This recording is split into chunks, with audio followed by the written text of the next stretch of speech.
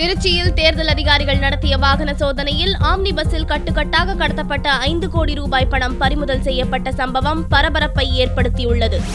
தேர்தல் தேதி அறிவிக்கப்பட்டது முதல் தேர்தல் கமிஷன் கடும் கட்டுப்பாடுகளை அமல்படுத்தியுள்ளது. குறிப்பாக பணப்பட்டுவாடாவை தடுக்க அதிரடி நடவடிக்கைகள் மேற்கொள்ளப்பட்டுள்ளன. பல்வேறு இடங்களில் நடந்த வாகன சோதனைகளில் இதுவரை 25 கோடி ரூபாய் சிக்கியுள்ள நிலையில் திருச்சியில் ஒரே சம்பவத்தில் 5 கோடி ரூபாய் பணம் பறிமுதல் செய்யப்பட்டுள்ளது. திருச்சி மாவட்டம் பொன்னகர் அருகே ஆம்னி பஸ்ஸில் பணம் கொண்டு செல்லப்படுவதாக தேர்தல் அதிகாரியும் வருவாய் கோட்டாட்சியருமான சங்கீதாவிற்கு தகவல் கிடைத்துள்ளது. இதைத் தொடர்ந்து தேர்தல் அதிகாரிகள் போலீசாரின் உதவியுடன் ஆம்னி பஸ்ஸை சோதனை மேற்கொண்டார். அப்போது பஸ்ஸின் கூரையின் மேல் 5 பைகளில் கட்டுக்கட்டாக பணம் இருப்பது கண்டுபிடிக்கப்பட்டது. அந்த பைகளில் 500 மற்றும் 1000 ரூபாய் நோட்டுகளாக சுமார் 5 கோடி ரூபாய் இருந்தது. பணத்தை பறிமுதல் செய்து வருமான வரித்துறை அதிகாரிகளிடம் ஒப்படைத்துள்ளதாகவும் இது தொடர்பாக விசாரணை மேற்கொண்டுள்ளதாகவும் தேர்தல் அதிகாரி சங்கீதா தெரிவித்தார்.